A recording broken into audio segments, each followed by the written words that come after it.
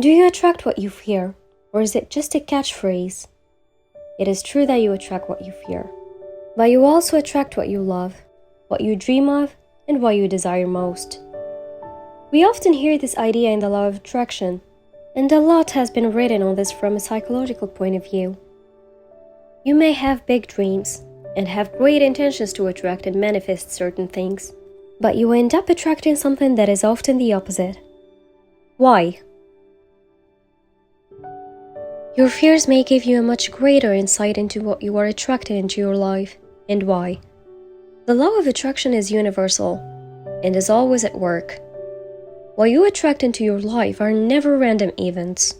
It is always in direct response to your dominant thoughts and feelings. It is true that you attract what you fear, but there is a lot more to it than that. You also attract what you love, what you dream of, and what you desire most. Let's look at this in more detail and unravel this strange and wonderful thing called fear.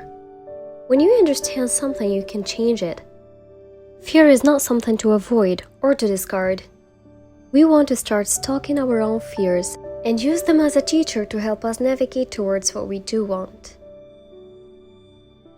What is fear anyway? Fear is a really interesting thing. Fear is both an emotion and a response. Human beings have what is called the fight or flight response, which is more formally known as the acute stress response. This is a response that is built into our nervous system and is designed to keep us alive. It is a physiological reaction that happens in your body and mind when you are threatened in any way. This survival mechanism served us well in prehistoric times, where humankind faces many physical threats on a daily basis. In our modern world, we face very few physical threats, and we have since distorted this fight or flight response in a very strange way. Our imaginations have taken over, and most of the stresses we experience in our daily lives now trigger this fight or flight response. Even though the stress factors are not really life-threatening, we make it up to be that in our minds and our bodies respond. Most of what you fear has no basis in reality. It is mostly stuff that you have made up in your mind to the point where you believe it. There is an acronym for FEAR, F-E-A-R, false evidence appearing real. This is very important to understand because what you fear most may appear to be very real, but it is in fact only something that was conjured up by your imagination. Courage is knowing what not to fear. Your mind responds to fear in very strange ways.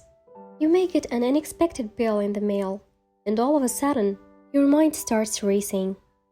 You start thinking of all your outstanding bills, how some payments are due, how you might not be able to afford your rent, how your job is not secure, and before you know it, you see and feel yourself living on the streets. There is a very important role of the mind to understand when it comes to fear, and that is that your imagination will always trump your logic. Your fears rarely have any logic to them, but they will always trump your logic, because your imagination will take over and feed off the fear. Fear is a powerful emotion, and can consume your mind, and if you don't control it, it will control you.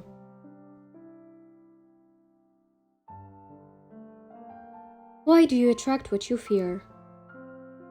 The reason why you attract what you fear is simply that when fear becomes your dominant thought, then that is what you must attract into your life. The law of attraction dictates that whatever you focus on will expand in your life. What you think and feel most of the time will be attracted into your life.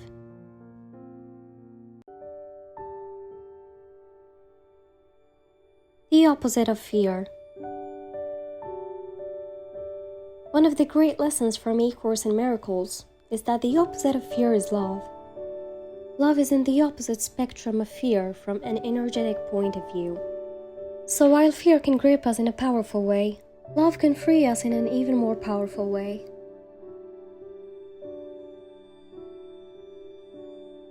How to stop attracting what you fear.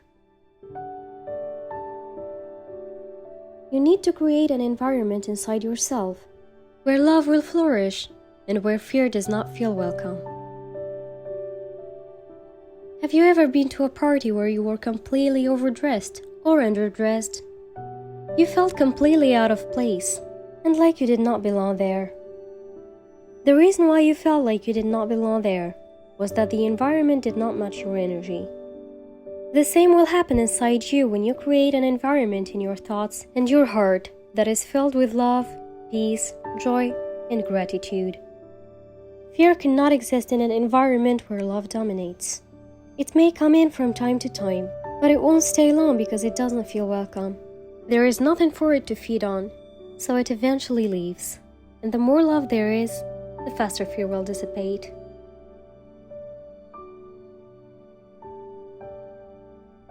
That's it for today's video. Thank you so much for watching. Don't forget to hit the subscribe button, like, and share the video.